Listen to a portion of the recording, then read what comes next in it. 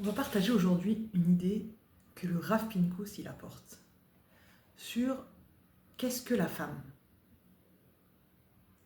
Et il introduit son idée par la bracha que tous les matins les hommes font, Shelo Asani Isha. A priori, c'est pas très positif. En tout cas, c'est comme un soulagement de ne pas être une femme. Qu'est-ce que ça vient nous apprendre? Qu'est-ce que ça nous propulse, nous, en tant que femmes, que d'entendre une bracha pareille venue d'un homme? Et on va aller plus loin dans la réflexion. Et nous, dans les brachot, on dit Baruch She'asani Kirtzono, que la femme, elle est la volonté d'Hachem. Et on bénit ça, on bénit le fait d'être la volonté d'Hachem. Évidemment, il y a des centaines de commentaires à faire sur cette différence. Et le Rav Pinkus, il nous ramène une Gemara qui dit clairement que Hachem, il a plus confiance en la femme qu'en l'homme. Qu'est-ce que ça nous amène, nous, dans notre quotidien? Qu'est-ce que ça peut nous apprendre? Et qu'est-ce que ça va nous apporter concrètement dans notre quotidien? Alors, plein de fois, j'entends les femmes dire, souvent d'ailleurs à l'arrivée des Chagim, par exemple, de Tishri, où oui, on ne peut pas aller à la choule, on ne peut pas entendre les tfilotes, on n'a pas les mitzvot d'aller, on n'a pas les slichot, on n'a pas les tfilotes même de Rosh Hashanah et de Yom Kippour, on n'a pas tout ça pour s'élever. Et même dans notre quotidien, quotidiennement, les hommes, ils ont un lien avec Hachem. Ils doivent mettre les tfilines, ils ont l'obligation du Limud Torah, ils ont l'obligation des tfilotes. Nous, on n'a aucune obligation de ce genre. Comme si les actions concrètes ne concernaient pas la femme. Alors, qu'est-ce qu'on a à envier de l'homme? Quel est, envier entre guillemets, c'est-à-dire dans l'Avodat Hachem évidemment, quel est notre rôle en fait? Comment nous, par quoi on existe en tant que femme dans la maison, ou dans la société, ou dans tout le monde dans lequel on vit? Elle est où la place de la femme? J'ai trouvé ça, aujourd'hui c'est marrant parce que ce matin j'ai reçu une vidéo de je sais pas qui sur Instagram ou je sais pas trop quoi qui expliquait la femme elle a besoin d'attention, le mari il a besoin de respect. C'était de Mars et Vénus de John Gray. Et effectivement, c'est la vérité, c'est très bien décrit, mais tout ça c'est des signes extérieurs. C'est-à-dire que c'est vrai que c'est des besoins, c'est vrai que c'est obligatoire pour que ça tienne, c'est quelque chose qu'il faut développer, etc. Ok. Mais c'est quoi la source? C'est quoi, à la base, qu'est-ce qu'elle est la femme? La femme, en fait, comme la lune, que la femme est beaucoup comparée à la lune, elle n'est que le reflet. C'est-à-dire qu'elle n'existe pas par elle-même, entre guillemets, c'est-à-dire que l'essence même de la femme n'est pas quelque chose qui existe par soi, elle est le reflet de vers quoi elle va se nourrir, de vers quoi elle va vouloir refléter. Et Rav Pinkus, il ramène un exemple et il dit, imaginez-vous une photo du Chafetz Chaim, ok? Et à côté, mettez un miroir. Qu'est-ce qui est plus important? Un miroir ou la photo du Chafetz Chaim? Et comme il dit, tout dépend ce que le miroir va refléter. Est-ce que le miroir il va refléter un animal? Dans ces cas-là, la question ne se pose pas. C'est évident que c'est la photo du Chafetz Chaim. Est-ce que le miroir va refléter une image d'un être humain simple? Alors, effectivement, encore une fois, c'est la photo du Chafetz Chaim. Mais si le miroir il va refléter la photo de Yehoshua Binoun ou de Moshe Rabbeinu, alors effectivement, c'est la photo du miroir qui va être plus impactante ou importante. Parce que c'est évident que le niveau de Chafetz Chaim, on ne juge pas le niveau, hein, on n'est pas là, mais par rapport à Moshe Rabbeinu, il n'y a pas photo. Moshe Rabbeinu, il est au-dessus de tout ça, ou Yehoshua Binoun est au-dessus de nous tous. Donc, en fait, le miroir ne va avoir de l'importance que selon ce qu'il reflète. Et c'est là où ça devient intéressant. Pourquoi? Parce que quand il y a eu la lutte entre le soleil et la lune, il y a eu, quand le soleil et la lune ont été créés, la lune est venue voir Hachem et a dit à Hachem, on ne peut pas être deux araignées sur le monde. Et sur quoi, tout de suite, Hachem a répondu à la lune, alors toi tu seras mise de côté et le soleil brillera. On ne va pas rentrer dans la discussion, c'est une discussion hyper intéressante, remplie de commentaires magnifiques. Mais en fait, la lune, elle a été mise de côté et le soleil est devenu une source d'énergie par lui-même. Ça ne veut pas dire que ce n'est pas Hachem qui le nourrit, mais lui-même, il comporte son énergie, et de son énergie, alors il va éclairer le monde, etc. Il ne reflète pas quelque chose, il est à part entière. La lune, elle reflète quelque chose. Elle va venir, elle va être le reflet du soleil, elle va être le reflet. D'ailleurs, elle a demandé d'être le reflet d'Hachem directement. Elle ne voulait pas tirer sa source d'énergie du soleil, elle a demandé à Hachem, je veux être ton reflet à toi directement. On ferme la parenthèse de l'histoire et on prend ça pour nous au quotidien. La femme, c'est le reflet. Maintenant, la femme, elle va devoir choisir qu'est-ce qu'elle veut refléter. C'est-à-dire que selon vers quoi elle va orienter son miroir, ce qu'elle est, alors elle va pouvoir le refléter. L'homme, lui, non. Lui, c'est comme le soleil. Il est un générateur. C'est-à-dire que par lui-même, il se recharge par ses actions, par le fait de mettre cette filine, par le fait de faire cette filote, par les actions qu'il va mettre au quotidien et qu'il va faire au quotidien, il va être. Il ne va pas s'imprégner de quelqu'un d'autre ou de quelque chose d'autre. Ça va être ses actions qui vont le remplir et qui vont lui donner de l'énergie.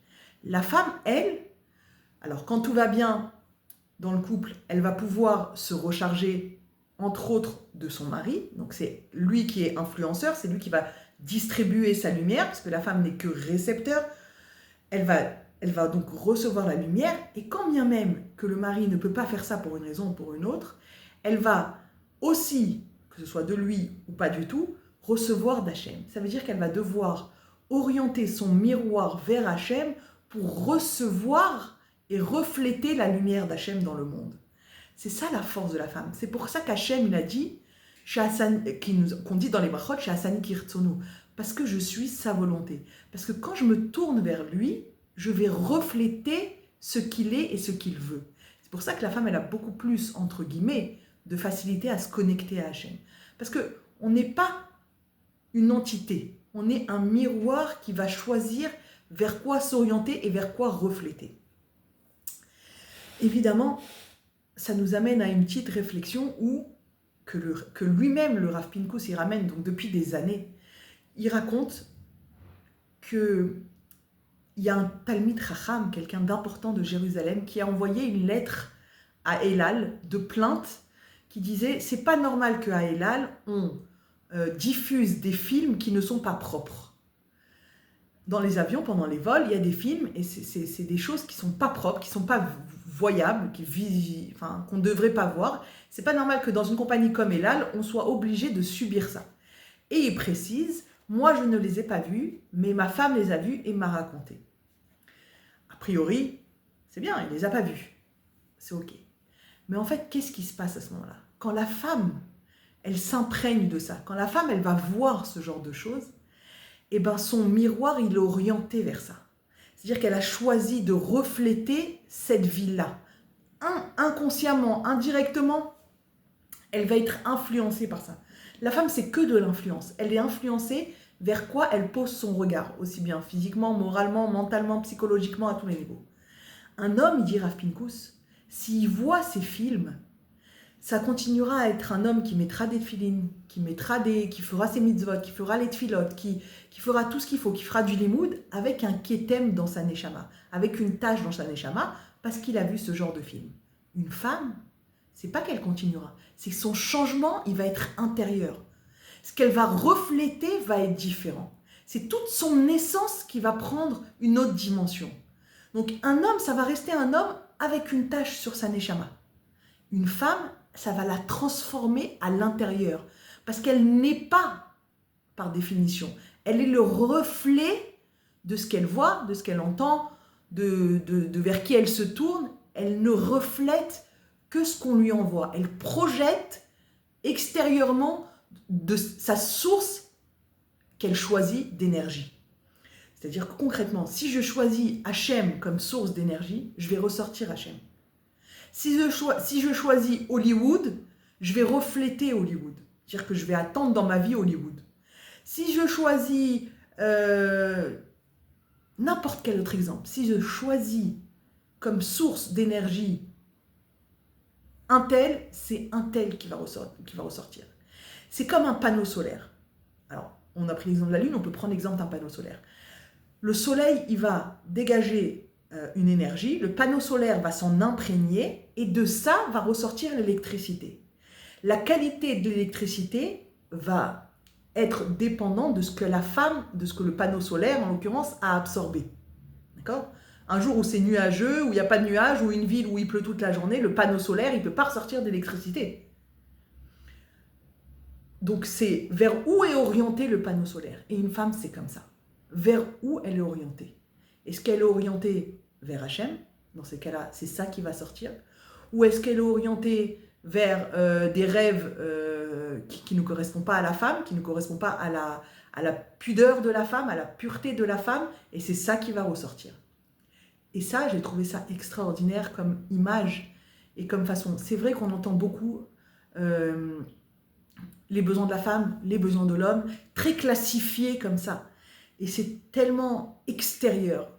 Je ne dis pas qu'on n'en a pas besoin, mais en fait, la femme et l'homme ont besoin de quelque chose de beaucoup plus profond, de prise de conscience de quelque chose de profond, parce que ce qui va sortir à l'extérieur va être ce que l'on est à l'intérieur. Cultiver l'extérieur, c'est cultiver la robotisation. Ah oui, ma femme, elle a besoin de ça. Tout le monde me dit que pour une femme, il faut amener une attention tous les jours. Je lui amène une attention tous les jours. Mais le but, c'est pas ça.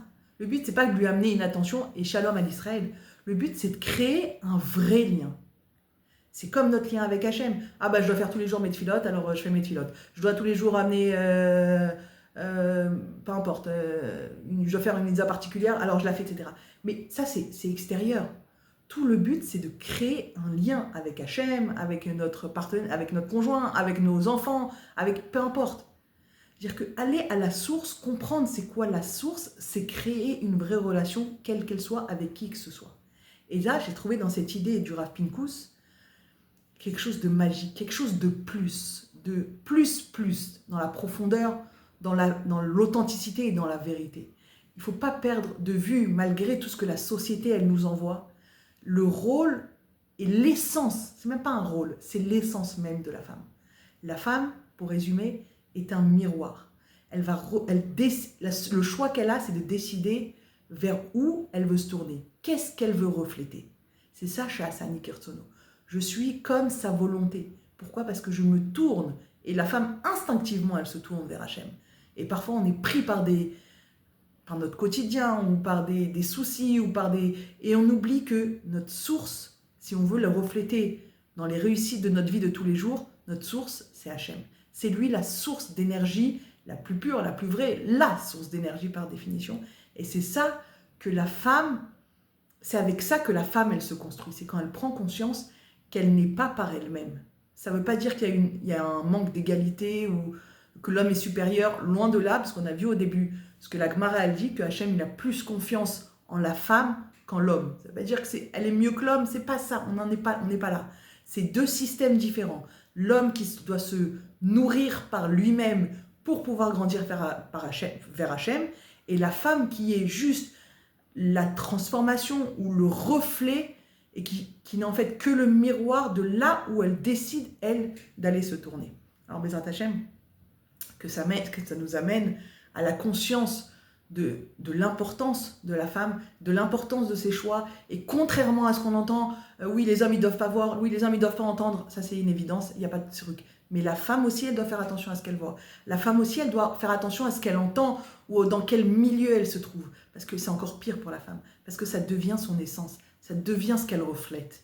Donc voilà, Bezrat Hachem, qu'on arrive à toujours être baigné dans le Hémet et dans les valeurs de la Torah. Bonne journée.